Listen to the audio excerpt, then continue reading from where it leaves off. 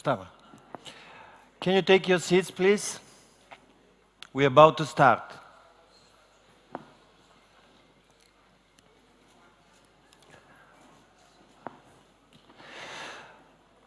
Dear guests in the hall and viewers on the live streaming platform, welcome to the Digital Panel and Business Forum. Thank you so much for the opportunity.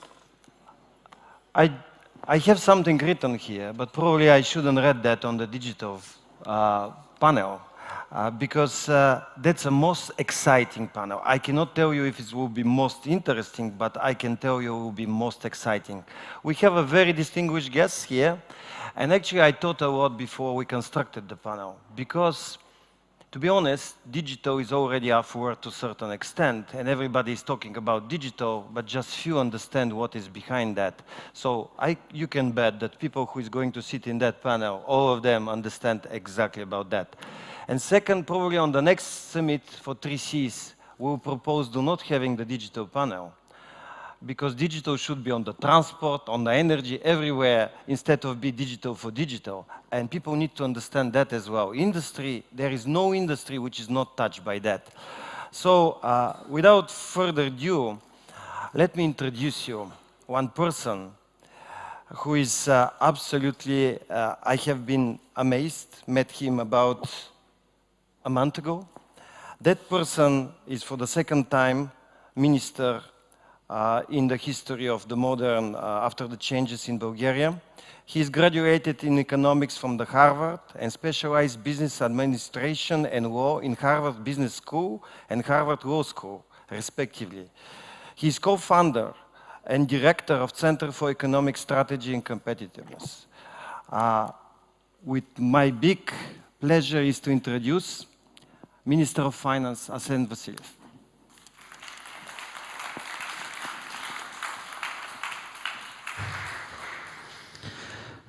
Thank you very much. I know it's still a little bit early in the morning, so I'll try to be brief. We talk about digitalization, but I want to talk about something else, how digitalization happens and how change happens. I think everybody since 2000, 2005 has heard of Schumpeter and the cycle of creative destruction, and everybody focuses on the creative part, how new companies create new products and the world changes, hopefully for the better. Nobody really focuses on the destructive part. And the destructive part means that some established companies are going to die, lose market share, and if you're a manager of such a company, you don't particularly like those prospects. So what we see in all countries is that the established companies that need to die in order to open up space for the new companies, they're very well embedded in the existing infrastructure. They control the protocols, they have, shall we say, lobbied parliament, probably ex-workers from those companies work in the regulators that need to open up the space. They are very cozy with the banking system and the financial system in the country. And they're very, very, very good at putting roadblocks to change. Extremely good. And if you look at, shall we say, the difference between Europe and the US, since I spent a lot of time in the US you have, what, 10 VCs or so that are large enough, have enough money, but more importantly, have enough political clout and connections to help companies break through the gridlock, to help companies change the industry by changing the regulation, making sure that they can stop all the antitrust behavior, making sure that the old companies and the old industries don't block the newcomers to the point where they die. And it's my strong belief that that's why the US has so many unicorns and industry-changing companies, and Europe has so few. Because in Europe, we don't have that type of VC, private equity, that is willing to take on a political fight and knows how to take on the political fight to open up space for the new companies. And also in Europe, you see a lot of companies that get to kind of mid-level, just about to break through, and suddenly they move to the US. We've seen several examples of that. Coming back to the 3Cs forum, anything that we are going to see, or everything that we are going to see in terms of change, from autonomous vehicles to digitalization of information, to digitalization of healthcare, if you want. Everything touches upon very heavily regulated industries with very well embedded existing large companies that have written the regulations and that have made it close to impossible for startups to enter the space. Where I think the 3Cs can be very helpful, and where the advantage of Eastern Europe as a whole is that those embedded companies and those embedded regulations tend to be more in the western part of the continent and less so on the eastern part of the continent. So I think that we have a unique chance to change the playing field. Allow the small guys to grow, allow the small guys to experiment, allow the small guys to write the new regulations. And together with all the other countries in the 3Cs, I think that we have a strong enough voice to also allow this to happen at the European level. So we can talk all we want to talk about digitalization, but unless we change the regulatory environment and we allow the entrepreneurs to break through and to write the new rules, and we stop the anti-competitive behavior of the old guys, nothing's really going to happen.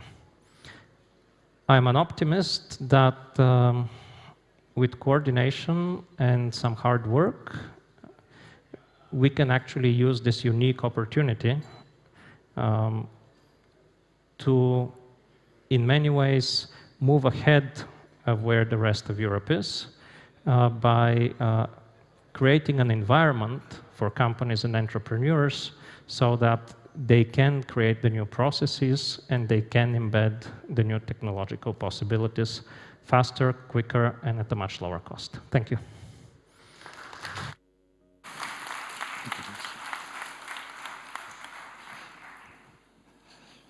So as you see, now somebody of you are probably jealous that we have such a minister with such a vision for the digitalization. I'm actually quite happy to hear this from the Minister of Finance. Minister, by the way, I was sitting occasionally on your seat when I moved there, so it's... okay, thank you. You see how the financial people react. But let me introduce you the next guest. And he's coming from Romania. And you know, what surprised me when he came, he is actually a Department of State's acting Deputy Assistant Secretary for the digitalization. But the good news that this gentleman actually is a teacher in the university and work for a lot of ICT companies in Romania. So he's one of that community. So without further ado, let me introduce our special guest, Loran Fulop, Deputy Secretary of State, Ministry of Research, Innovation and Digitalization, Romania. Thank you very much.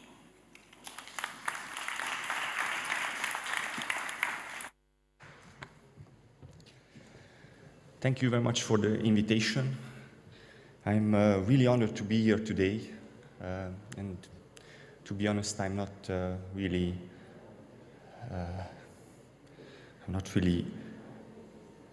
I do not have too much experience with these kind of events. However, it only took me a few minutes to fall in love with the energy and with whatever happens here, and with all the discussions we have here, and how the moderator of different panels guide us through intellectual journeys, and to feel the cumulative knowledge and intelligence flow in the air. Truly, it is one of those events which you either love or probably try to avoid with all your powers. And if you think about it, it is pretty much the same feeling people have regarding digitalization, innovation, in general, about change. It is love or hate. And no matter if we talk about 5G, about cybersecurity, about personal data protection or data sharing, about blockchain or artificial intelligence, all these kind of separates us in two different camps. Nevertheless, I think we all agree that in general, the digital area is something which can and will change the way our world functions today. We all agree that we have to allocate more resources to it. We like it or not, this sector will structurally change the way we live, our social interactions, activities, and even the way digital devices around us will serve our needs and will interact between each other in a few years. If 1.5 decades ago 5G was just an idea, today is here. If, let's say, 10 years ago we were surprised by a self-braking car, today we have full self-driving systems backed up by neural systems or neural networks learning from actual live data. And all these were possible due to innovation, due to development, due to research, and a few dreams, which probably at the first they were considered a little bit crazy. So it is almost needless to say that we need to invest time and resources in research and development, in digital education, in innovation. We need to have an efficient public cloud. We need to build and implement smart infrastructures. We need to connect key points between our region. And although I do believe in competition, in some cases we need to join forces in order not to work on different islands. Many countries from the Three Seas Initiative have a great pool of highly skilled resources. Others have a huge experience within the digitalization of the public sector.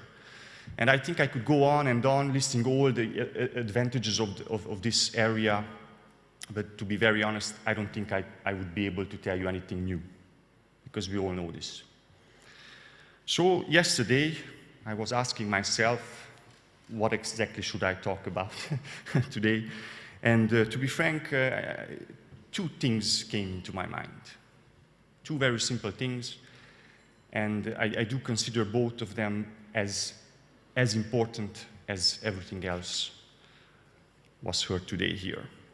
And the first thing is about taking action. I think we should just continue taking those ideas we talk about here or in similar forums. Let's form cross-country teams, working teams. Let's turn these ideas into realistic projects and implement them. In one sentence, let's respect ourselves and our own time by showing some tangible results. And the second thing is about how we take action. To describe what exactly I mean with this, allow me to turn to a sentence formulated by the Executive Vice President of the European Commission, Ms. Vestager. Broadband and 5G connectivity lay the foundation for the green and digital transformation of the economy. Of course, the sentence goes on. And allow me to emphasize the word green in this sentence. By implementing all that we target through these discussions, let us leave behind a useful and valuable legacy to our children, and not a worldwide problem they have to cope with and resolve in order to survive. Thank you very much for your attention.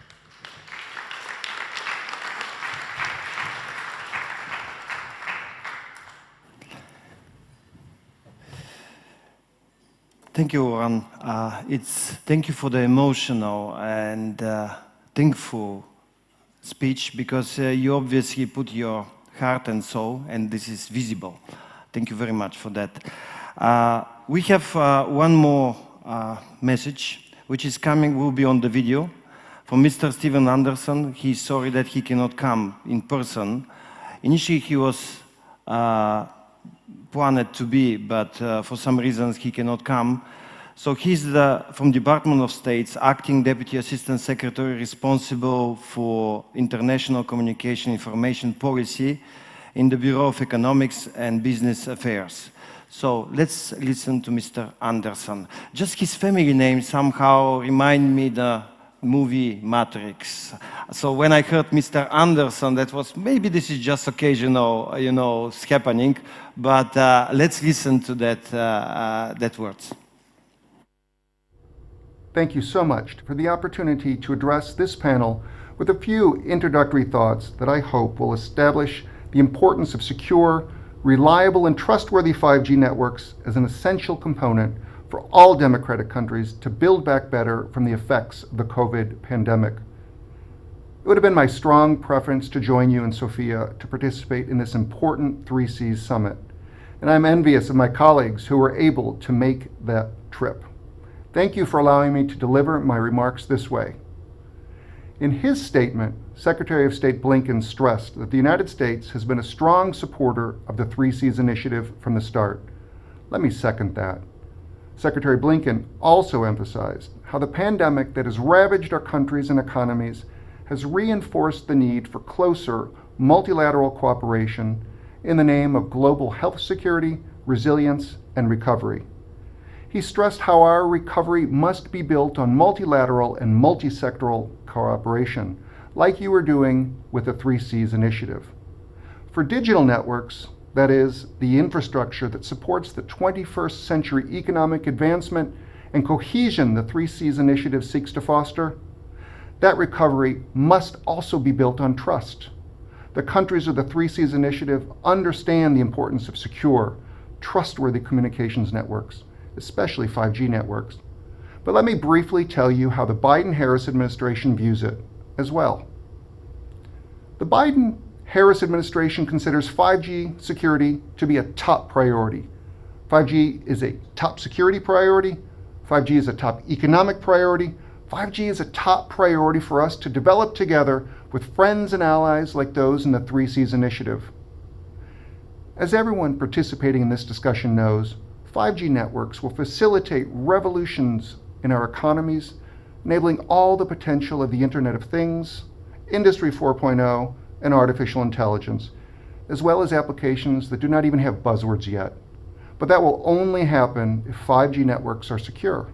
And we can only have secure networks if they are built with trusted vendors. To realize that potential, countries and their citizens need to be able to trust that 5G equipment and software will not introduce risks that threaten national security, personal privacy, or human rights. This trust cannot exist where information and communications technology and services providers are subject to an authoritarian government, which subjects domestic companies to broad intelligence and national security laws and lacks an independent judiciary and rule of law to protect companies and consumers. Thanks in large part to the efforts of the governments and members of the private sector from the countries represented in the 3Cs initiative, there is growing consensus that governments, telecom operators, and network users should prioritize this security when building out their 5G networks.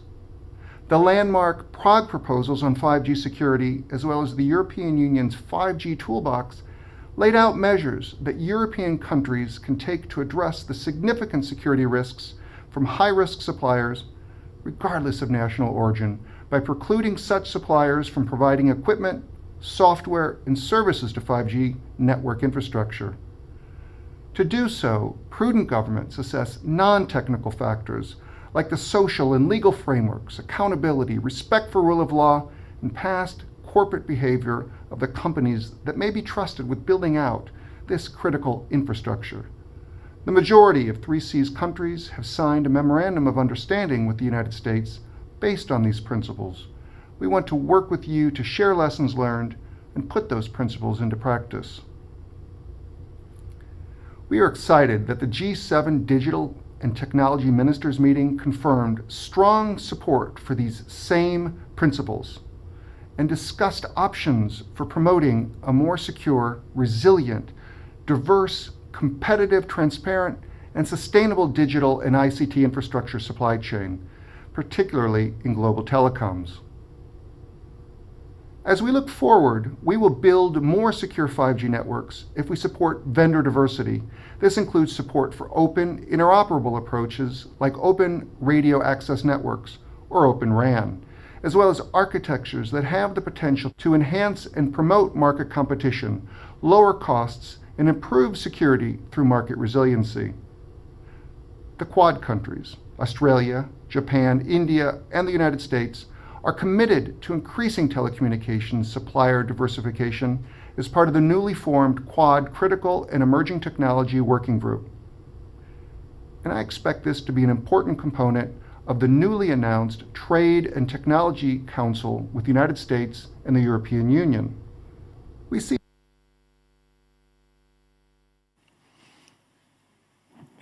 Okay, we're good to go. He's going to finish this next time when he'll be with us, okay? So guys, before we started with our panel, I just want to tell you that all of those distinguished people who are today with me haven't been chosen by chance. They represent the entire ecosystem who is today doing the smart infrastructure. And actually, I seated them the way, so for my right-hand side is vendors who is today doing the public cloud services, of course, Minister, who is regulated that, and Michal, who is operated cloud service providers. So it's all of you are together from my right-hand side, remember that. And for my left-hand sides are those people who is application service providers and infrastructure guys. And this is exactly the ecosystems, because without those guys here, don't think that because they're sitting from my left-hand side, they are less important. Not at all. They're really doing the digitalization and connectivity. Yes, you may say, so maybe I'm left-handed as well. So, whatever. The good news is that you need to understand the smart infrastructure and digitalization is actually a system. So if we can show one graphic, which I see is not coming here yet, I can tell you that this exists from the cloud services, connectivity to the sensors, as well as application providers who needs to build some software on top on those results from the public cloud services. So saying that, oh, finally, my famous graphic came in front of me. So you can see exactly my panelists today, where they sit, what they do. So you see the sensors from the left-hand side, whatever is left and right for you. You see where is Endurosat, IS Wireless. You can see the cloud service providers. You can see the application builders. You know of that. So at least logically, you can see who is doing what. I need to tell you one more thing about them. Despite that they gave me the panelists with most difficult names. That's okay. But they're coming from all of the different countries. And that's so funny because it's not funny at all because we're 3 Cs. So we have here people starting, last but not least, from Estonia. I see that he's so obsessed by my diagram that cannot even return here. That's good. We have Bulgaria, we have Romania, we have Poland, of course, we have Germany and Poland, we have Bulgaria again, we have Poland and Poland, but this is 5 countries, guys. And this is exactly how the panel should look like if we want to talk about that. It's not about me at the end. So let me introduce you my distinguished panelists. I will start again with the minister. As you already see, I introduced him quite well, and you know who he is, but he is part of the innovation community. So when I invited him here, he said, Peter, I don't want to do the keynote at all, because I feel part of the community and I want to do the panel with the rest of the team. So thank you very much for that, much appreciated. So just next to me is a person who is very there because she spent in the industry exactly the same time like me, quite experienced, customer obsessed. This is Isabella Grojgor-Cechovic. Did I say nicely the name? Perfect. Okay, I did my best. And this is Vice President Sales Public Sector EMEA, Amazon Web Services. So from further on the line, we have another name, Magdalena Dziewguć, who is from Poland and leading Google in Poland. And just next to her, this is Michał Potocek, who is... Perfect. It's okay, thank Yeah, you. perfect. So he's actually a cloud service provider who is providing cloud to the customers. And as I said, from my left-hand side, this is the connectivity guys. As well as from Poland, Artur, who is Chmielewski. I always used to have another Artur, like a colleague, and I try to not mix the family names. Artur, thank you very much for coming. By the way, pay attention. They're doing absolutely amazing products. Next to him is Razvana team. We have just few unicorns in our countries, actually 12. And this is a Romanian company which is doing amazing. 32 billions now, am I right? 40-ish. Already 40, you see? Next to him is Raichu, who I know probably the most easiest name, but I know him from a long period of time. This smart guy actually revolutionized the industry of satellite. You can buy the satellite by credit card if you don't believe me. Ask Raicho, he can give you a check. And doing amazing project, but he's doing the 5G connectivity eventually in the future to the satellites. And last but not least, I always pay attention to the last one in the row because Go Swift, and now it's another name, you know, and this is Madis Sasiat from Estonia. What he's doing the smart queuing. He actually using the sensors to reduce the queuing on the border. For Bulgarians, how much you waiting on the Greek border? 4 hours, 5 hours, and I told him that he needs to speak with our Minister of Finance because this solution can be implemented, Minister, here immediately. So, yes, you see, we have a good crowd. All of them are connected now. So my first question, of course, is going to Isabella. Why, of course? Because you're a pioneer in the cloud services, I would say, and you have these 12 countries, great market. You have a services for smart infrastructure. So how this investment fund can help you to improve offering of those services, and how you're going to integrate the innovation community in those countries to work with your services? But thank you very much for the question. And just I need to make the call out that this is an excellently prepared summit. And it's absolutely amazing what the opportunity is for joint innovation, not only between the left-hand side of the panel and the right-hand side of the panel, but also in infrastructure, in energy, and in digitization. And we heard that yesterday on the presidential panel within the initiative. And even when you look at the startups and their reach, very much beyond. So there is a lot that cloud and in the context of digitization can do. And just to call out 3 things, and I'm heading straight into the answer for your question. The first thing is that cloud in the context of digitization helps to lower cost. And I'm not only saying this because I have the pleasure to sit next to the finance minister, but also because it's a very heavy shift from capital expense to variable, and that helps companies, that helps governments and countries to really become very cost efficient and have more money to spend for the citizen. The second is that the elasticity is there, so you can scale up and down. You have the services, the compute power at your fingertip. And the third one is, and that's the segue, the innovation. And we heard a lot of innovation that is already happening here in in the 12 countries, but that needs to be fostered. And cloud is very much helping two things. It helps to build the compute power, but it also helps very much to build the ecosystem. Let me give you a very short example from Germany. Siemens has built their MindSphere solution on AWS. Volkswagen has built their industrial cloud on MindSphere. And around this, a startup from the TU Munich, which is Salonis, has built their optimization for smart manufacturing, for smart processes, to help Volkswagen and other companies in that sense. So you see how this ecosystem evolves, and Salonis is now a 10 billion startup. And if they can do it, the 12 countries here can get that too. And this is very, very important to really start fostering this. Now, how can the fund help? I think you said that already in the beginning, Peter. It needs to integrate digitization into infrastructure and into energy.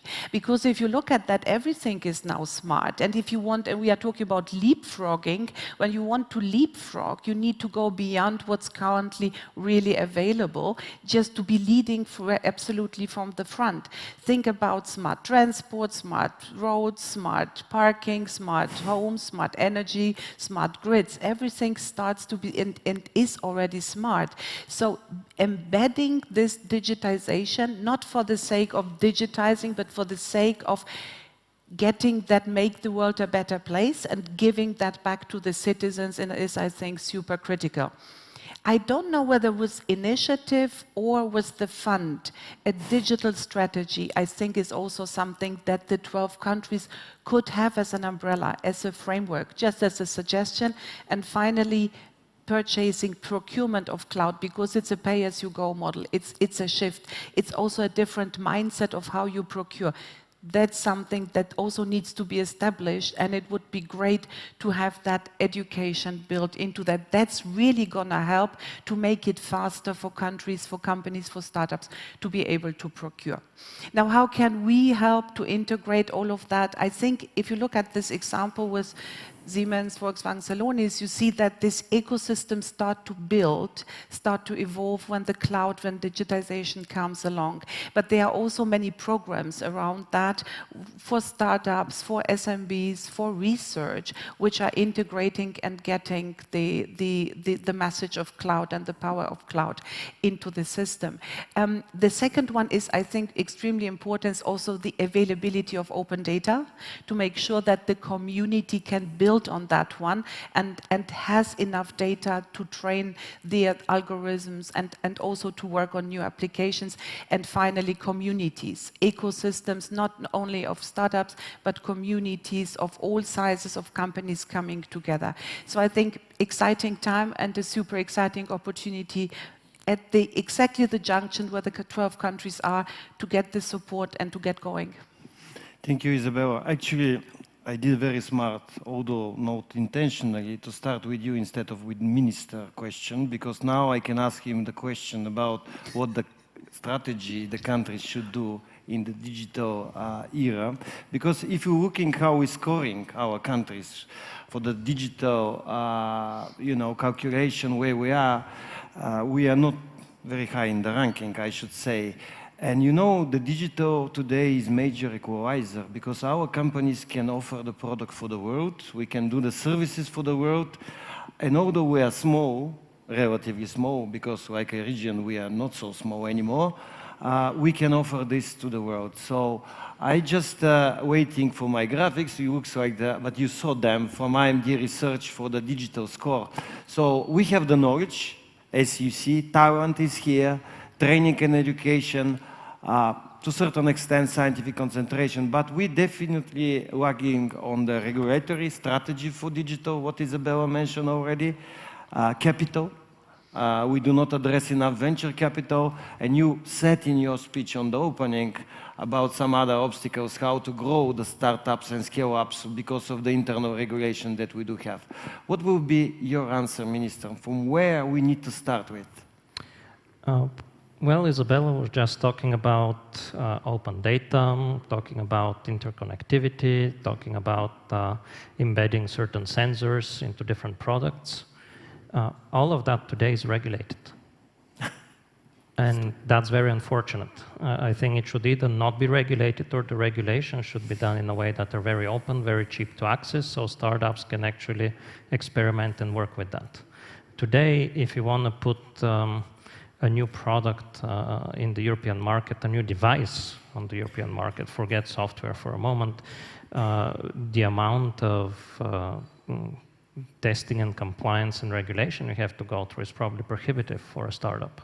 The entire regulatory framework in the EU is made for large companies.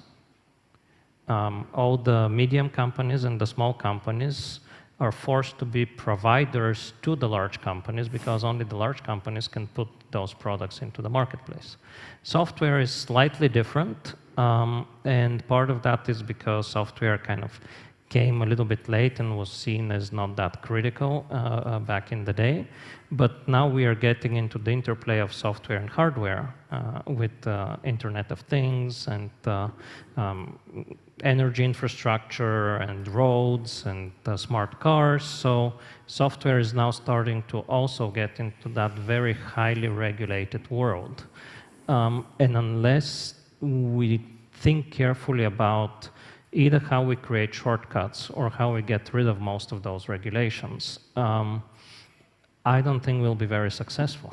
So that's what I see as the biggest obstacle today. Thank you very much. Actually, part of the things is that I just read an article, Magda, this question will be for you, that in Germany they have 454 data centers. And yesterday, during the President's Summit, the President of Poland said that Germany is enjoying the best road infrastructure for the cars, not only in Europe, but the entire world. Actually, we need to think that today, carrying on the data is probably as much valuable as having the cars on the roads. This is becoming a new utility, which is valuable of gold, gas, oil, you name it. So I have checked in our countries, which is the best one, probably Poland and Czech Republic, 37 data centers or something. You started recently a data center in this region. What was your motivation? And what is actually was decision-making point for that? And after that, I'm going to ask Michał, so be careful on your answers. Who is operating that? Go ahead. I would say great opportunity if there are so many data centers already in the Germany. That's an amazing opportunity for our region, because what we expect to happen in the next 3 to 5 years, that those old standalone, a bit outdated data centers will have to be closed because they are a threat to cybersecurity of the owners of those data centers. And actually the fact that we already have a region of a public cloud in our CEE region is the opportunity for IT ecosystem from here, from the Eastern countries, to support those migrations. And that is, I think, the main motivation for Google Cloud to be in this region. It's a big thing. We've just opened Warsaw region in April. It's the first region of a public cloud provider in this part of the world. And it's, you know, for me, coming from this region, born long ago enough to remember communism and the fall of the Berlin Wall, I think it's a similar change, actually, because after 30 years of trying to catch up, of trying to build our skills, to try to be like the Western world, we are now in the front of similar revolution, because digital creates equal opportunity for everyone. So no matter if you're a software developer in Sofia, in Tallinn, in Warsaw, or in Berlin, in San Francisco, you have exactly same opportunities. So you're going to hear later in the panel from guys who actually didn't dream they were working hard. They were building the right skills, the right business models. They were trying to offer their solutions to the companies globally, not just in their own country. And this is why they are talking today about 40 billion valuation. And I think this is the opportunity, and that's why Google Cloud is here. It's not only the region. We've actually decided that CEE will be the main place for R&D of Google Cloud in Europe. And that comes from the fact that we see amazing ambition in this region. We see high-level, high-quality education. We see people who are willing to work hard, who want to learn, and who really want to create new solutions, new platforms. With all the respect to us, infrastructure provider, we're just providing the technology. But we all know that technology is least important. It's what people will do with that technology is what matters. And it doesn't matter that our region is small. It really has no meaning in this new world. What counts is the concept, is the ability to scale. And this is the role, I think, of the fund. And I think this is the role of the collaboration. And I'm really happy that the minister is sitting here with us, because I really hope that in the next couple of years, we're going to see more of European bold decisions to support innovation, to support engineering concept, to support collaboration. And Michał will share more about that, but I think it's very important to say that it's a teamwork, that it's not like one company or one entrepreneur that can make a difference.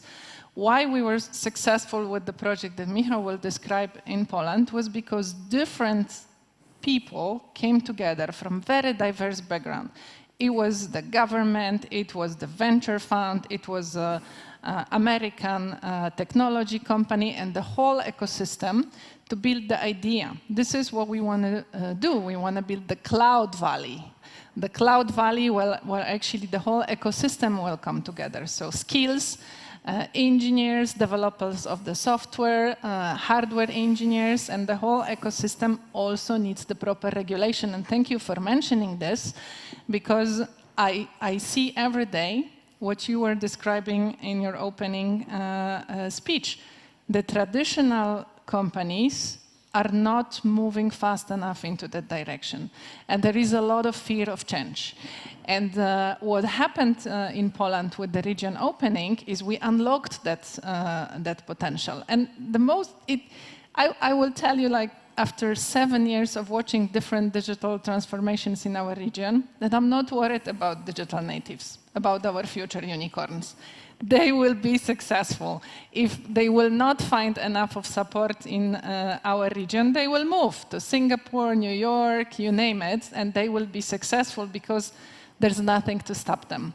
But what we need to make sure to do right is the support we give to the traditional enterprises.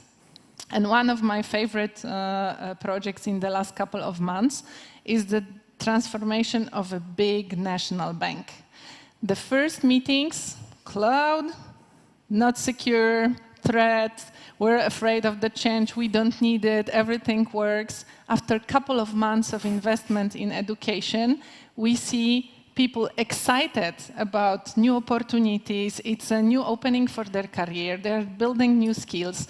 And that energy will help change the way the bank operates, and it will build additional ecosystem of innovation around the traditional bank. And this is where we need to come together, smart programs from the governments, the players of the IT market, but also software developers and higher education. And I really believe that we shouldn't be talking about dreams. Our dreams, all of those born in communism, they came true. We are now equal citizens of Europe, and Europe is the best place to live on this planet. It's not time for dreaming. It's time really to work hard and leapfrog now, create this new energy that will help us define new organizations, new companies, new programs, new concepts that will bring more welfare, that will bring more well-being to our region. I really am confident that this is possible, and we are prepared for that. Thank you, Magda. You know, I learned to be proud that I'm Eastern European after I started living in London for 2 years. Because we are smarter, we're more agile, we're more emotional. Thank you for this emotional speech. Michal, but now coming to the real stuff. You're engineer, as me. Tell me, what was most difficult when you implement this data center? The financial setup, you're CEO and co-founder. The financial setup, the technology, convince the customers to come, that cloud is safe, that more secure. What I a bit changed the question because as you see, those people are going to different direction, but I'm sure that you know the answers. So maybe a more practical approach after Of course. Magda's emotional speech. I believe discussion is about focus. I'm really inspired what Minister said at the beginning about the regulation. This is what I see every day talking with the customers in Poland and in the region. How to avoid barriers, how to focus on our business, how to focus on innovation, and how to not spend too many time thinking about regulation, thinking about law environment and things we are not ready to do. And our mission for domestic cloud provider is to build a framework, the ecosystem for the young companies with the security rules and the regulation rules, which will help them to build new services and products and also discover new markets. Because when we talk about digitalization, what it is, and I've heard plenty of different stories, and if you talk to the typical bank in Poland, they will say you, okay, we are digital because we run mobile application and we provide our financial services to the customer through the digital channel. But digital is more than that. It's process automation. We have Rowan here with the great solution for that. It's using your human resources in a better way, taking their advantages, not doing the routine operations, but using the proper way. It's also going to the new markets, from Poland to the Europe and to the world. And it's also about building complete new products, not only improving your existing portfolio of products, but also building a new one based on technology. And our goal in Poland was to, I would say, close the gap between technology, what the cloud is. Cloud is like plenty, hundreds of components of technology, which give you a chance to build a successful product. And on the other side, we have the innovators and the companies who are willing to transform and take digital route. And there is a gap between, because you need to build competencies, you need to avoid legal barriers like regulations, and the regulation is, in my humble opinion, the largest problem right now, because we have the European Union GDPR regulation, we have cybersecurity regulation, we have local regulation based on the NIS regulation in Europe, we have industry regulations, and 90% of the companies are in complete chaos in terms of where they are in terms of regulation. So this was our goal, to close the gap, to build a regulation framework, to say, okay, we can provide you technology from the cloud, we can build in a secure manner, so you can build your platform and services in secure environment, stay compliant with the regulation, and focus on your business. And to do that, we had to run many educational programs, because we believe that it's not only about having infrastructure. You said there is 400 data centers in Germany. It's not important, because data center is like a basic level of the infrastructure. The technology starts on the platform. So you have platform services, you have machine learning, big data, AI, and this is the area you really innovate. So from our perspective, the most important part was to close the gap, to educate the market, how to use those technology services to build new products, to get competitive advantage, and how to leverage all the stuff we bring to Poland into successful business. Thank you, Michał. So I learn a great deal of the things from you, that because the government's usually screaming, come and open the data center, they do not understand everything what is standing behind and what you're doing. That's a very good point and advice that you gave. But as you all said, from my left-hand side are guys who is really doing that thing. So if you allow me, I a bit turn to them. And I had initially different order of asking question, but obviously, Razvan, you're coming to my mind when they're talking about the unicorns, when they're talking about digitalization. You see, I cannot say this word, and probably for good reason, because somebody needs to do the things instead of just saying digital, digital all the way. So you're the guys who are doing that. So you're very passionate about that. You're becoming a unicorn. Tell us what in your mind is digital, you see, digital company looks like today. Well, I think many of these answers we can find in my predecessor's speech. It's pretty hard to make a resume of what has been discussed here because the situation is pretty complex. In our case, referring to digitalization, actually, we are not offering only automation at the iPad. We have the expertise to analyze processes, to make an evaluation of the way the process goes now, currently, to recommend improvements. Maybe you have a broken process and some steps in the process that shouldn't be there. You can connect manual signature with a digital signature. You can centralize some data between corresponding applications or departments through a form, digital form.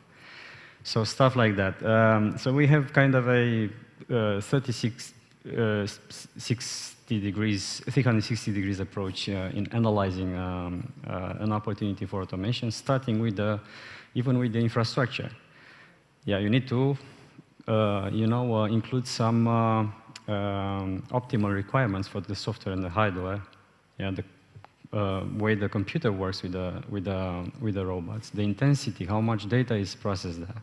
That computer has to be, at the level of the number of transactions, and we frequently talk about thousands of transactions per hour, per day, hundreds of thousands, millions of transactions per year, and so on, handled by these robots. So we basically, through this automation, we give some palpable picture of digitalization. Because in order to get to the digitalization point and be prepared, you need to kind of look at your infrastructure. Sometimes you hear in the public sector that they utilize Windows XP, so very old stuff in terms of the innovation we have come today. So as the Minister of Finance said, you need to kind of, this is my observation, and I think many of us agree, we want a change, we want action once we validated some key points. Yeah, so we need to translate that into action, and sometimes the legislation doesn't help.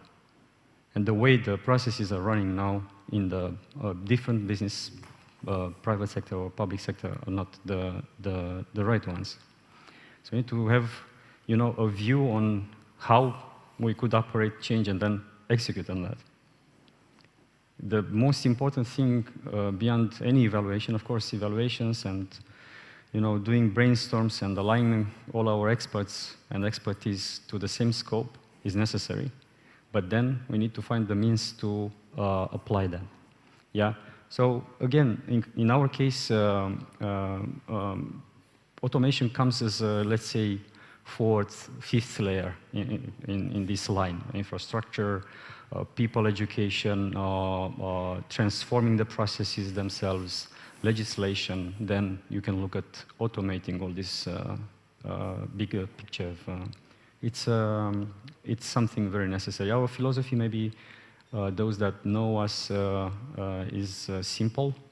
We need to kind of eliminate the repetitive mechanical work from our daily jobs and to get us time back to think. Yeah. So all the repetitive work, of course, it's the new next level. We haven't reinvented the wheel. Automation has been here. We have had the robots in the streets giving money to people, ATMs, since 50 years ago. Yeah. So people are comfortable now with technology, right? We have the smartphones and everything. Yeah. So we need to patiently train and educate the market to understand the benefits of technology and that we are meant for good. Support. Thank you, Razvan. You have heard how the guy, which company who is co-founder now doing 40 billion is talking. Precise, exactly the answer my question from the guy who doesn't understand that.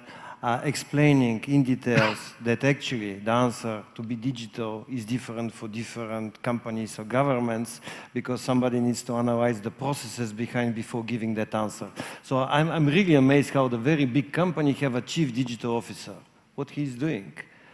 Sometimes he doesn't know. If you have sometimes chief digital officer, not quite often that you're becoming a digital company immediately because of that. So I very much your logical explanation to all of us about that.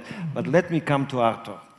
Because those guys are thinking about the future, how to connect the sensors of everything, Internet of Things, to the cloud to make the calculation, compute that, giving this to the application service provider.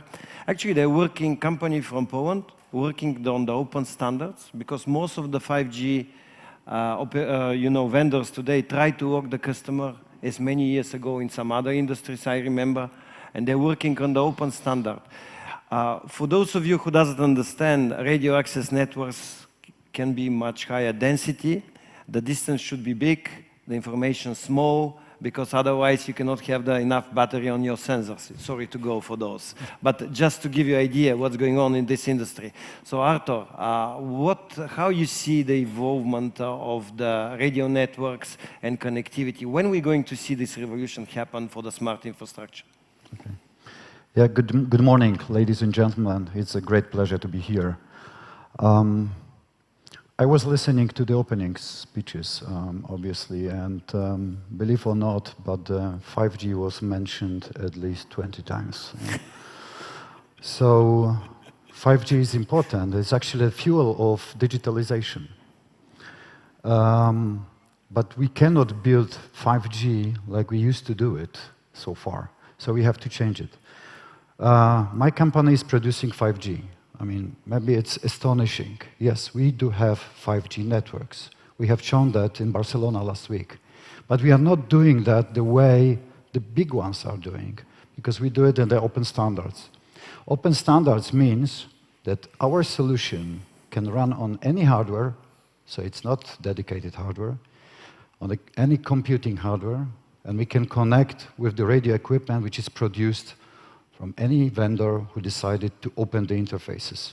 Because in order to make it happen, you have to have open interfaces in between. And what that means, in fact? In fact, it means that we are opening the ecosystem. Because if this is not built for specific hardware, it can run on any hardware. This can run on hardware which you have already in your companies. You bought it. Moreover, you can cloudify it. Yeah, that's why we need this right-hand side people. Yeah? But what else? This is really a unique chance for all of us, because we have two disruptions actually in the hand. The first disruption is the open runs of code, which I was speaking about. So building the network based on open standards, using whatever equipment is available. And by that, you can really decrease the costs. But the second disruption is 5G by itself. Yeah? And this is the first standard where actually the godfathers of the standard thought about more use cases than just the mobile public network. They thought about the cases like industry. They thought about the cases like a lot of IoT equipment connected, like the robots, yeah, which you said how many transactions you need. You have to connect all of that. It's very dense. You have to build very dense network. So this is the disruption. We have two disruptions in the hand, and usually when it comes to disruptions, we do usual mistakes. So we try to predict the future linearly, but it doesn't apply to disruptions. There is a famous story, like in 1980s, the AT&T asked the McKinsey's, you know, the big consultant company, what is going to be the future of the mobile network? Because, you know, AT&T was not sure that they should go this way. And McKinsey has come with the recommendation, you should not do that. You should not do that. Because according to our predictions, the number of mobile phones by 2000 worldwide will be around 700,000. You know today how big mistake they made in their prediction of the future. Because exactly, they did the linear estimation. And we are speaking about exponential prediction of the future. And this is really a big chance.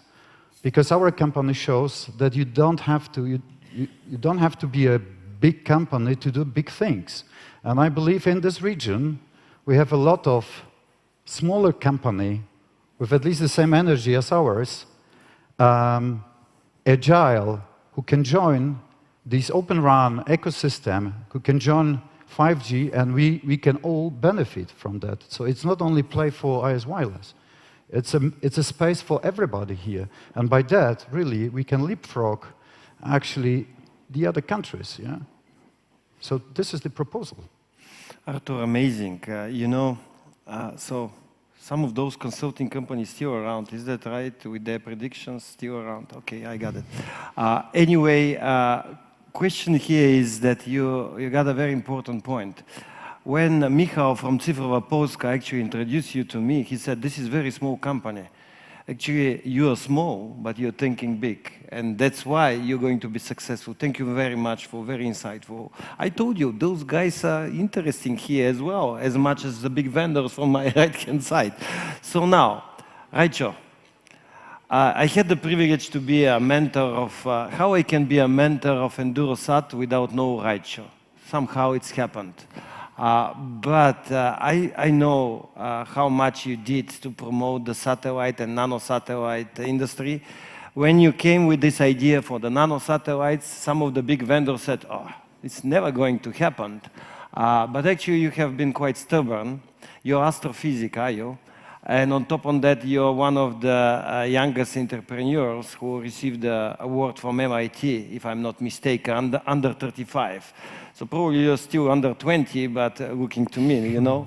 So tell us about how the connectivity to the satellite industry will going to cover Internet of Things and smart connectivity. It's super important because you guys need to know that only domestically covered through the satellite towers and everything will be not enough. There is no commercial reason to do that. And through the satellite industry, actually you can go to any place, any rural area, and that's why it's so important. So tell us about that.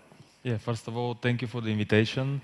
When I heard the words of the minister, it was music to my ears because minister who is talking about less regulation, I didn't think that I would be alive enough to hear this in the Balkans. I started working with space because, like every young person, I had to choose something pragmatic to do, so I decided to build a space program.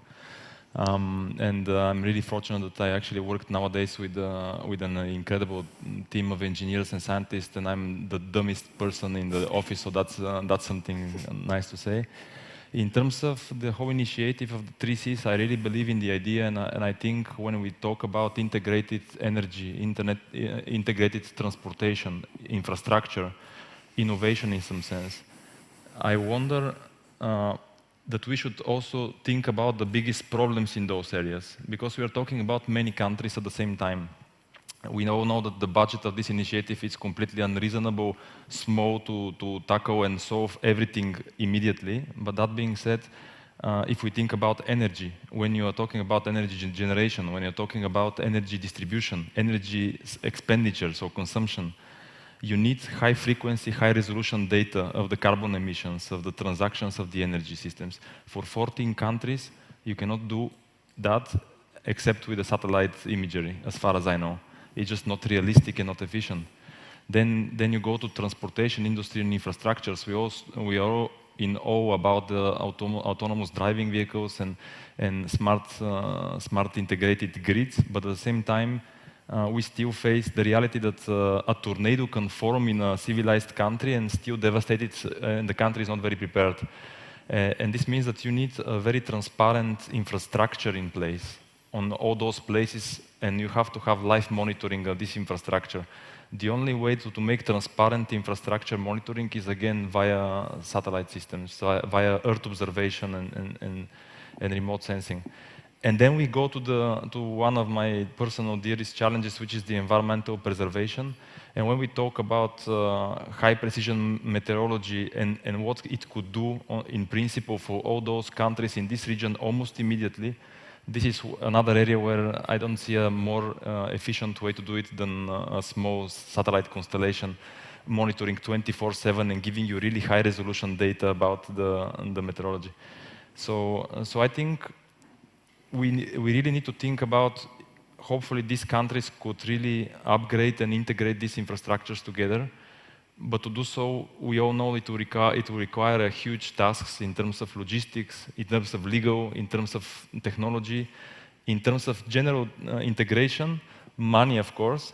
But more than anything else, I worry that we need time, and time is the only resource that we don't have enough to catch up and really play the top-tier game as all those countries in the 3Cs initiative. And on top of that, we also need to have our own capability in place as a region. I strongly believe that having space capability capable of delivering you lifetime data, tracking all infrastructures everywhere, all the time, tracking consumption of energy, live tracking of greenhouse effects, this is doable with a really low-cost satellite data right now. And we have the capacity in the region, and I'm really proud that we are trying to do our best to do that, and to really prove it by creating our own space technology in-house. Because you need to have independence in infrastructures. When you talk about communication, you need to have independence. You need to have transparency and open democratic access to information for foundations, for administrations, for energy, insurance companies, all at the same place. You need to level the field so that the new entrepreneurs can come to the cloud, can come to the analytical companies, and I'm pretty sure that they're going to stun us with incredible innovations as long as they have the resource and the data coming live. So what I'm urging is, please do consider that without space pillar, the future of so-called integrated infrastructures, integrated environmental monitoring, and innovation via preservation of environment, for me personally, looks like a little bit mirage game. We can team up. I told you, all of those people here we need for that smart infrastructure. So I always want to keep for last but not least for dessert. You know, one gentleman from Estonia who is actually doing certain things at the moment, who is a big expert on the intelligent transport systems. All of us are talking about smart infrastructure, but we have here the guy who is actually did this for his entire entrepreneurial life. Probably this is not your first company, but what he's doing at the moment, he's doing the smart queuing. So physical queuing on the borders. He check, all of us are going to Greece for vacation, and we know what the queuing means. Physical queuing, not the queuing in the computer systems. You as well has a deep knowledge of the open data, what Minister already mentioned here. How many data sets you said and databases you have in Estonia? 2,000 or something? Well, not integrated? Did you set something like that? Data centers, I don't know. Data sets. Data sets, well, yes. Those ones which are publicly available and open, those are like 700 only. Wonderful. And not integrated. Well, they are definitely integrated, but the ones which are publicly available and kind of open for any kind of other innovations. So the kind of It is in progress, and it has been in this kind of focus area since, I don't know, 2 years ago. So now it is coming a little bit better and better all the time, but you know, it's just the first steps, and I hope that it will come a little bit better in next few years. So tell us what you're doing for the transport in the Baltic states, especially this smart queuing, what technology you use for this connectivity to recognize the people without getting out of their cars and do not wait 4 hours. Well, it's a very pragmatic solution. I told you that you need to speak with our Minister of Finance, who is responsible for customs as well, as much as I know. So probably this will be even more interesting for you that speak on our panel, but I'm looking forward to if you share something with us. Yeah, that is kind of a coincidence that I'm the last one, and I'm the one who is using all the services you are providing. So, and I'm very glad to be here. It is very honorable to say some words about myself and then my company and things I am thinking of. Our company, let me tell you some of the things we are doing. We are operating in 9 border checkpoints in between EU and some other country. Is it Russia or Belarus or something else? And it means that we are delivering sort of a time slot system to those vehicles which are trying to cross the border. So it means that they don't need to wait in this physical queue anymore. They can just book the time and come to the border and without waiting there. It also applies to the ports, terminals, production sites, warehouses, whatever. It means that they are delivering some sort of data. We know exactly where they are. If they have downloaded the application, the driver will also share the data of their, what is the location of a vehicle, and at what this data we can also get some information at what time it will arrive to this checkpoint or whatsoever. Anyhow, there is what I want to tell you that we are very passionate to automate everything what we can. So our main goal is to automate all the procedures in border checkpoint as well. So it means that now we have started to make this kind of, let's say, passport control, automated passport control, what you have seen in airports. So it's a kind of a biometric control and the passport scanning. And in addition, we do this kind of development to make it happen in the cargo checking, that there is, you know, the scanners which are used at the moment. It's very radiative, Röntgen-based, the X-ray scanners. Then it's not good. So we thought that it needs to be changed, and now we are developing the kind of a new technology which is using the natural radiation in order to scan everything. So it is kind of surrounding us everywhere. Even now, each of you are kind of having this kind of a shower of muons coming through your body, and you don't even notice it, but we are able to scan the things inside through these kind of particles. And this is kind of a digitalization. It means that all of those procedures, which are quite boring, if you see those customs officers who are checking things, they are very, very bored. I can see from their eyes that they don't like the work they do in this sense. But if you just deliver those boring things to the automated procedures and things like that and devices, then it makes sense to all the society, that it makes it secure, faster, more reliant, and it makes it also possible to start some additional procedures based on this kind of data collection, what we have created from there. Oh, wonderful. Do you know if we achieve one thing from that panel, I already see that.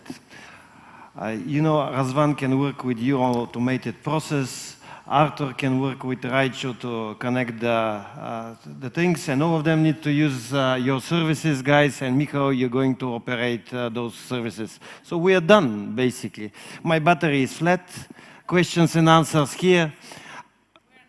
Oh, we're not done. We're not done. What I see here in this panel, in this discussion, is amazing opportunity to take these ideas and these concepts. What literally is happening here is you're solving real problems. And what I often hear in US is that this region is known for bringing those people who can solve problems, like really smart people that likes complexity and like to crack those problems. Let's solve the problems for the rest of the world. Let's Tricity give a scale to those solutions, show them to the world, and just help others solve the same problems with the solutions you guys already have. We're not done. Thank you. Thank you very much. I always used to know that I should listen to women, but I never did that. So good that we have two ladies in our panel. Minister, maybe you want to say what is your observation of those people before we go into question and answers. I feel that you're kind of one of them. Well, or at least your reactions in a are previous like life, I was an entrepreneur, Sure. dealing with a lot of the issues, actually competing with Google quite a bit. And we were solving really hard problems, very complicated algorithmic work and everything else. But coming back to the panel, I'm very happy to say that my only job on this panel is to not meddle with the work. Right? If we can achieve that, if we can let everybody work and not get in the way, at least kind of not stop the work. Hopefully we can help a little bit, but at least not stop the work. I think that's already going to be a great achievement. So now we are 20 minutes for, actually 14 minutes for question and answers. So after such a discussion, I hope that we're going to have at least one question, are we? Do we have a question? Otherwise, I'm going to ask the question, and that's not good. Moderator shouldn't ask the questions. Yesterday, during the presidential panel, someone mentioned the cybersecurity. And when I was on the meeting with the foreign ministers of all of those countries, there is a couple of countries, actually Poland especially, and Baltic states raised this question about the cybersecurity. Let me paraphrase this question. Michal, probably this is going to you because you operate these things. Is it secure and safe on the public cloud, or it's much better to stay on premises and believe that you can protect yourself? What will be your answer to that? The short answer is that the public cloud is the most secured place where you can go, and the long answer is that the security level and the cyber security in especially it reflects the number of resources and scale of your infrastructure. So if you are running small infrastructure and if your IT budget is, I don't know, 100 million a year, you can spend 20%, maybe 25% on the security. And you can't build the solution which is comparable in any case what public cloud providers are doing. They invest millions of dollars every year on the security. Plenty of different security teams are running in parallel, chasing the potential threats. They are running large infrastructure, so they are able to cope with denial of service when people are trying to disrupt service, or maybe not steal data, but trying to disrupt service. Large scalers are able to handle it because they are running a large infrastructure, so they are having a great potential of computer power, of the network power, and they are able to just cope with those issues. And you can't do it on low scale. It's similar if you are running a small shop and 20 customers will come in, they can disrupt your business. And it's the same on the cloud. So if you are running your own small DC and you have poor connectivity, it's very easy to disrupt your services, just bringing customers in and simulate customer traffic. And it's not possible on the public cloud. So I would say that the answer is easy. Public cloud is very secure. Of course, what you have to do, you have to understand tools what are available on public cloud. So you have to build competences, how to properly use those tools, how to monitor services, how to react when you get incidents from the console on Google or AWS. But it is a lot easier than building your security infrastructure. Yes, I was looking for that answer. So denial of services is the easiest way somebody to interrupt your business. And you just answered that. Probably today every hacker wants to hack exactly the people who is sitting from my right-hand side, Yeah, Amazon and Google, and they have resources to do that. And especially in IoT age, there was like a famous DDoS, which was run by the large group of hackers from Asia, and they used IoT devices. So they hijacked thousands of CCTV cameras and other IoT devices, and they use those devices to attack Netflix and other large service providers, and the security is the key. So right now, it's not that you are running your website and it's not important for your business. The digital is part of every step in your business. So if there is a disruption, people's health is in danger or your business is in danger. So it's very important to look at the cybersecurity. And as I said, if you want the best-in-class cybersecurity, you have to look at the hyperscalers and build proper competencies to leverage potential they are giving to the customers. Thank you for that answer. So just to explain you the larger scale, tomorrow when we're going to have a smart infrastructure, connected cars, every car can be a bomb. If somebody were going to stop your electricity for the entire city, that's a national disaster. So the cybersecurity, especially on connected infrastructure, is super important. And those guys are exactly working on that area. So as you see, all of the things are connected, but not only because we say connected infrastructure, this connectivity between all of those people who are sitting in this panel. So I see that we have a question. Amazing. Yeah. Thank you. Thank you, Chair. And as a person who is working on security issues, I fully agree with you and your last comments. My question is probably to you, Chair, and probably to other people who can answer, because it is amazing what we heard. We have such a smart people, such promising companies, but how we can get in touch with each other, how we can get connected with each other.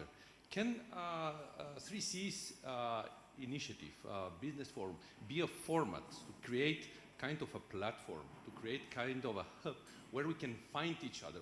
When can we establish partnerships?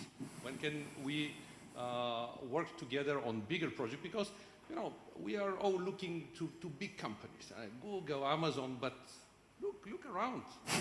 What's happened? It's actually, I prefer the minister to answer that question because I may step on some toes. The easiest way is wine and cheese events. And the 3Cs is a great place to have wine and cheese events, but I think we should have a lot more of those around the region. And I think that's how things usually happen. You have industry conferences, you have companies coming together. In Bulgaria, actually, as part of the infrastructure, I would say, embedded already in the country through the accelerators and VCs and all of that. We have very regular, I'd say, a few times a month where all the different companies in overlapping formats come together and talk to each other. And I think extending that to a regional basis is going to make it a lot more helpful. So I can go ahead. And we're willing to sponsor the wine and cheese. Arthur, you're more important than I. Question, because you know that. I can comment that, yes. Of course, that's what you said is very valid, but I think we could do even more, yeah? We could facilitate maybe within the region to make a kind of platform where companies like ours could be put there with characteristics. And this platform could enable the linkage between the customers and the companies who are able to offer the solution. Absolutely true. Why not to do so? Absolutely true. I see that Philip, who runs the innovation panel, cannot hold his horses and want to ask the question. Am I right, Philip? Absolutely. I would actually, you said moderators should not answer the get question. mic, That's but true. Yesterday on our panel, we decided in the end it's not a panel, it's a coalition of the willing. And we have decided to form, and in the next couple of weeks we'll be forming an innovation alliance, and platforming is at the core of it. So anybody who wants to jump in, please hit us, hurt us. We're collecting business cards, we're collecting, and it's going to be open for everybody. So let's do this. And I would like, however, to ask a question. Why not make it also digitalization, innovation, it's the same. So let's do it. Yeah, I was surprised yesterday as well that we have two panels because as you see, we're talking about the same things more or less. But let me tell you, because I'm obviously a very old industry guy coming from 20 years from the industry. I remember that in our countries it was giant networks. If somebody heard, obviously I'm the oldest one who only know about that. This is research and education networks, for which European Union pay a lot of money. We have them in all of our countries, which is basically connected innovation community with the scientific community and should be connected between our countries. I believe that they are not. And they stay there. We have some optical infrastructure, but because this connectivity never have been done, we are sitting kind of discover this from the conference to conference, year after year, and since that, those people are going away from us. That's what's happening, really. And this could be one of the projects that we can propose. And I would love to see this realized. I was one of, with my team, I see some people from my previous team sitting here. We did that connectivity, but this is the plumbing of the internet. Go ahead, Isabel. Yeah, and I think that I think that we can also leverage the bigger ecosystem that the large companies, because it's not only to connect those guys, but also to look at whom can we connect them with. We are doing, for example, partners connecting with partners, but we can also do startups connecting with startups in the startup communities, in the partner communities, bringing those together, and then looking on the platform on how we can expand. So I think we can multiply those types of platforms to make sure that that gets an international broad exposure and can really grow beyond the region, but also gets the visibility. I have learned by accident yesterday about a couple of companies that are operating out of Bulgaria and are supplying already worldwide. They can start scaling, but they need the exposure. And the more we can bring that on the big vendors as well into the networks, I think that is going to tremendously help. Thank you. Thank you to hear this from you, because I believe that we are smart, we have a great minds, we have everything. What we are weak, this is how to promoting ourselves. And this is what we need to learn out of the 3Cs initiative. I have seen for the first time the presidents talking like one. I have seen nobody who was kind of, have some concerns if this is going to fly. But because of you guys, I'm sure that this is going to fly. Any other question? As you know, we are waiting for the commissioner to come. She wanted to come to our panel because this is a digital, and it's probably good to hear what she's going to say as well. Because without them, all of those things that we are dreaming sometimes probably are not reality. You know, somebody needs to sign the check, sign the strategy and stuff like that. Any other questions from you guys? You see that I now have two options in front of me. 10 minutes remain. Any question from maybe somebody from the press here? Oh, they asked me, by the way, yesterday during my interview on the national television, Peter, don't you think that 3Cs initiative is against Russia? Why I'm touching that? Because I'm touching that because here we have a guy like Go Swift, and what I should say, you're improving the border, crossing the border between the regions. We building the bridges, guys. This is the economical initiative which is going to benefit all of our neighbors. You need to be really narrow-minded thinking who is going to be defeated by this initiative? No one. Everybody will be beneficial, going to have a benefit out of that. So think that way. I'm a big optimist. I'm born in one of the countries. My mom is from another one. My father is from the third one. So I'm real citizens of 3Cs initiative. So if you ask me, it was my privilege to be here on that panel, listening to all of you. And I'm just looking for my people, what we're going to do. Wait for commissioner, all of us? Minister, some, go ahead. Wait. Well, you advise me to wait. I don't Thank know you. whether I advise you to wait. What I'm going to say is process is always complicated. Okay. But one other thing I wanted to mention, and we had a discussion at the dinner at the presidential dinner afterwards. I don't know how many of you have seen a map of the roads in Europe around the year 100 or 200. It's very interesting. They all go east to west, west to east, and down to Rome. There is no movement north and south. The only movement north and south is in Germany, which goes down to Rome.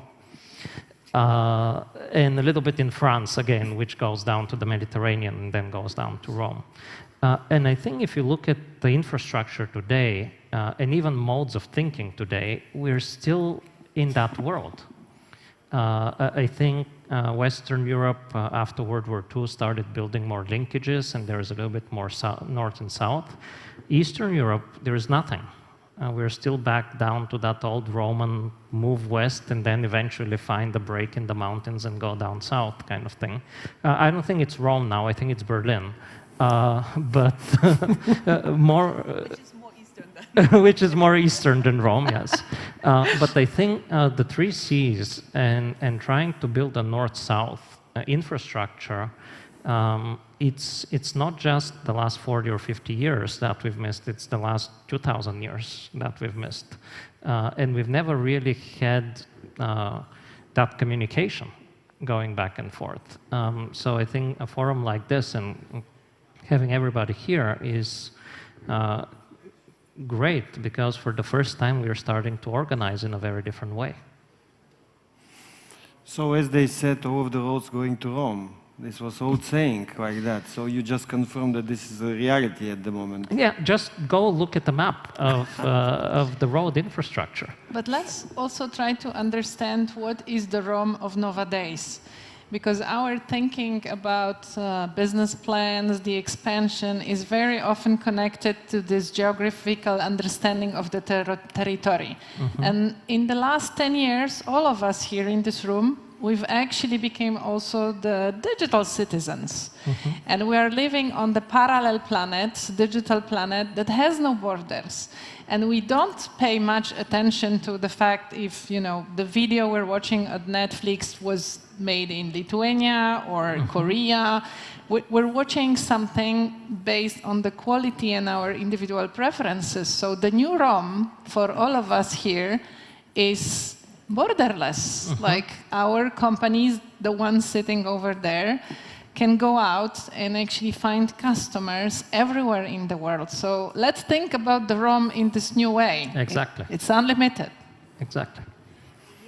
And also let's take advantage of the opportunity to go broader and to also connect these east-western parts. I think that's also going to help us.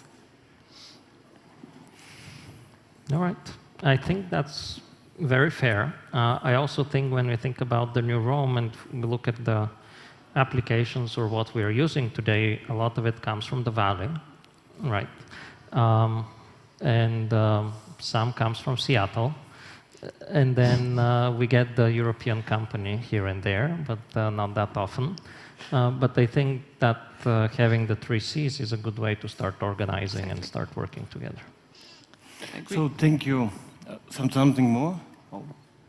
So we sorted out the old saying, not all roads are going to Rome. Obviously, they're going to the 3Cs countries now, it looks like. Yeah? We need those roads. We need digital roads. I agree. I agree completely. So thank you very much. You actually made this panel super interesting, at least for me. I promised that it will be interesting, but exciting, I said. Now it's becoming interesting. Thank you so much for all of your contribution. And now it's my great pleasure to introduce someone very special who is actually came to us from the presidential panel, Executive Vice President of the European Commission, with a special focus on the digital that we have been talking here. Let me introduce you Executive Vice President of the European Commission, Margaret Vestager. Margaret. It's really nice to meet you.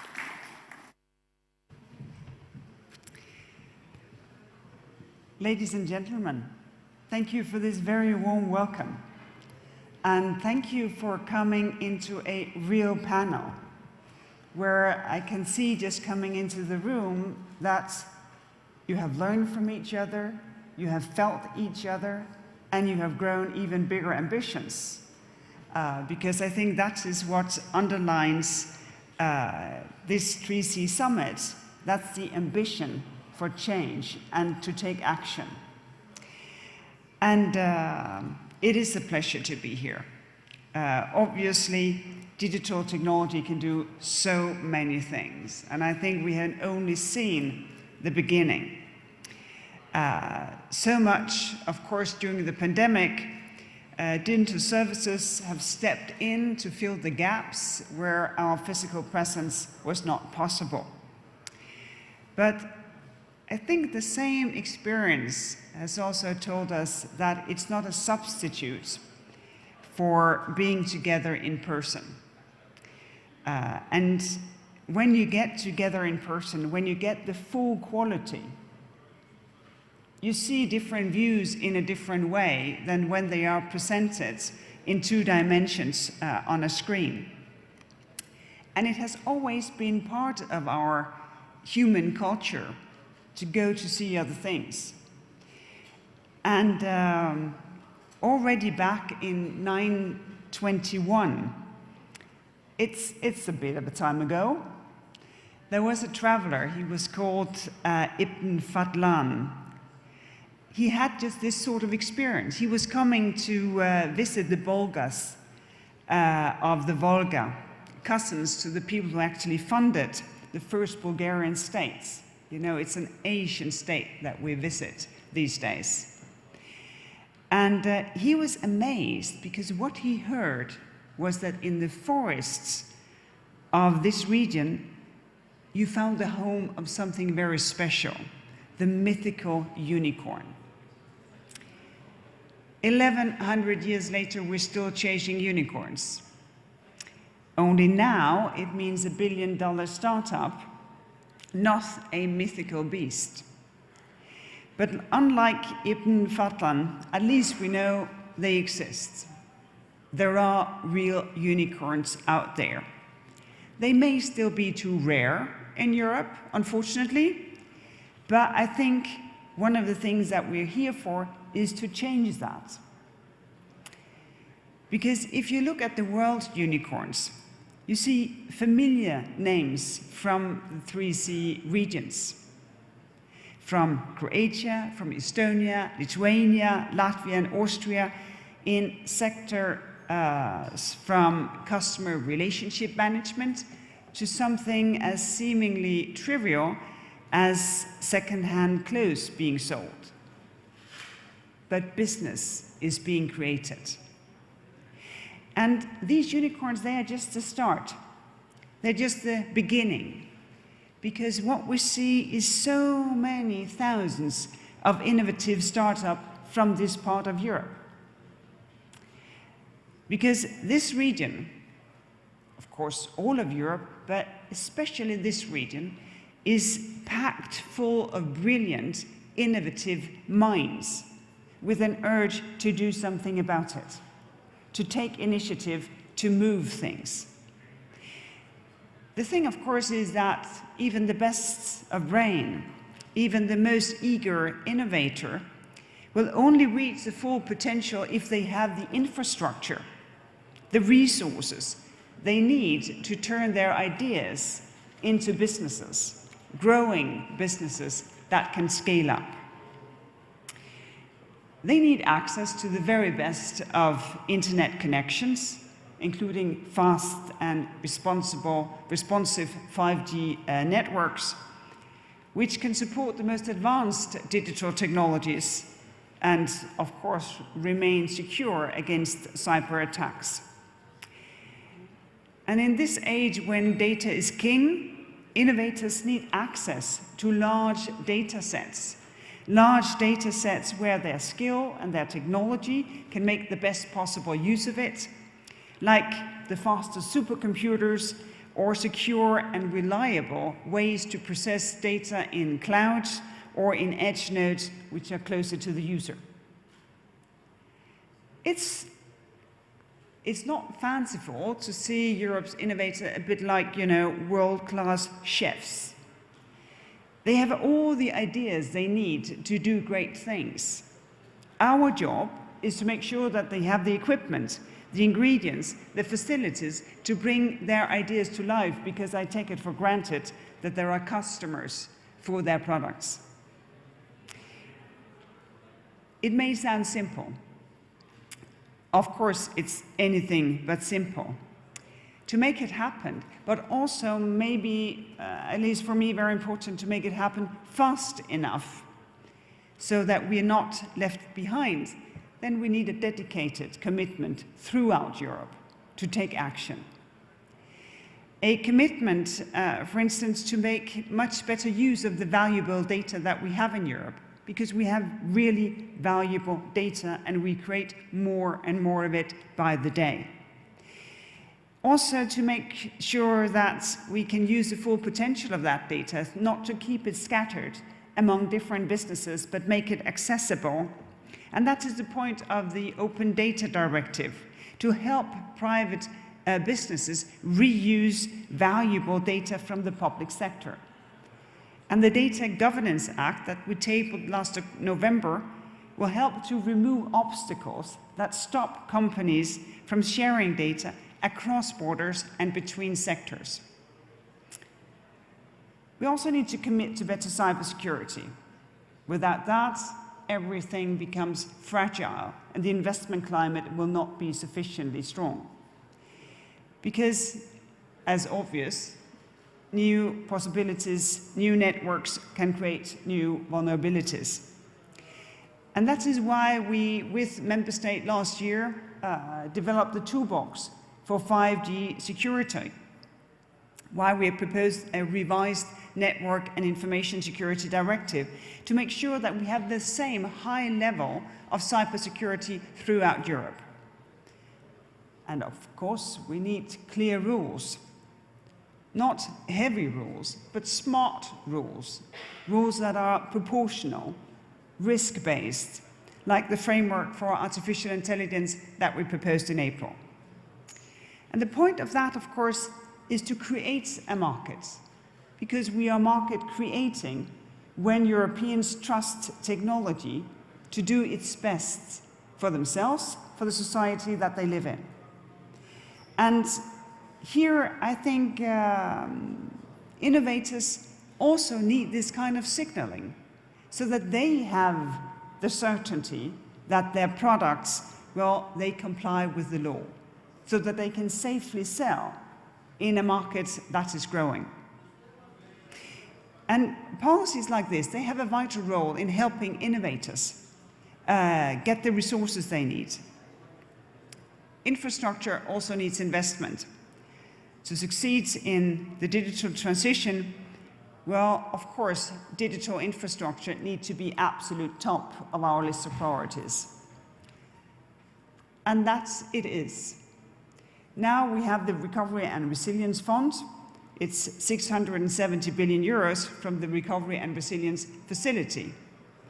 At least 1/5, 20% of that funding is to go to digital investment. Skills, better internet connection, more modern public administration. Market creating initiatives. Some countries in the region, like Austria and Lithuania, have gone far beyond that minimum of 20%.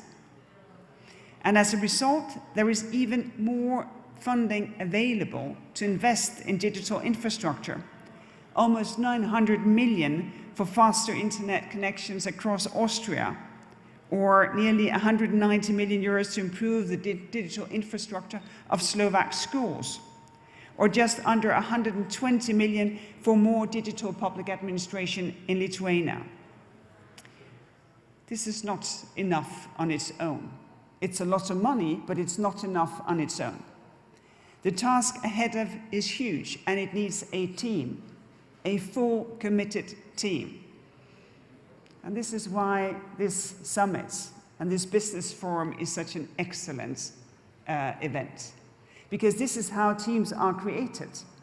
Because we invest in the human infrastructure, in getting to know one another. And with that knowledge comes trust that we can actually pull it off. So, really happy to see how we can encourage one another. And also, of course, encourage one another to develop many more multi-country products, like investing in microchips, in internet connections cross-border, in quantum connectivity and communication. And this is why this initiative is so important. And this is why it is fully complementary to our European common ambitions, because it will make this region rise, because the potential is there, the funds for investments in there. And with an event like this, the human infrastructure is being built, and then the trust is there so that we can pull it off. Thank you very much.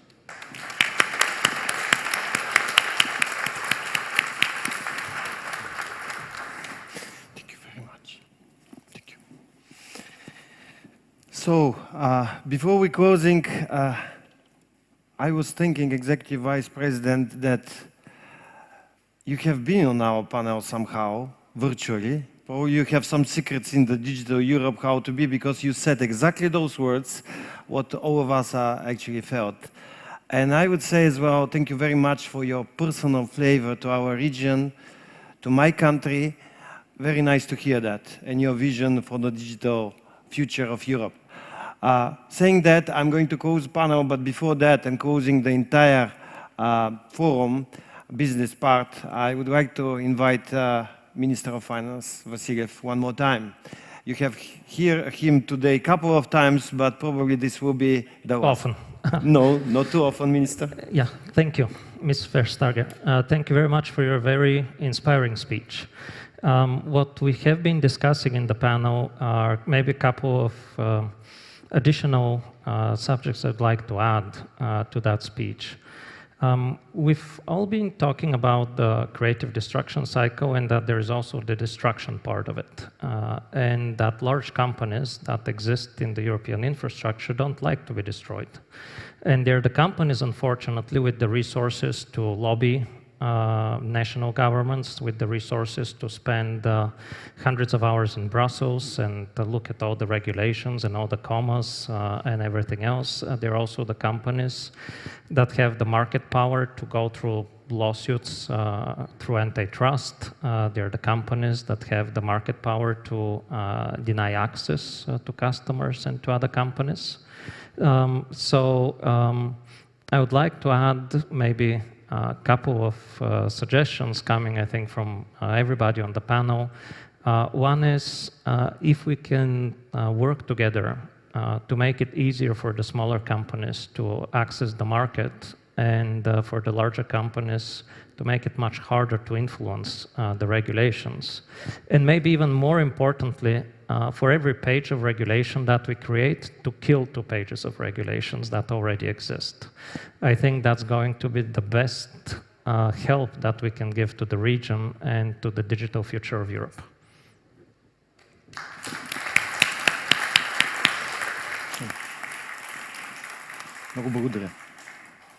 So that's all. Everything is said. Thank you very, very much. For all of you who stay, I see that all of you stay in this room, which is already indication for my panelists. Thank you very much. Let's give them a round of applause.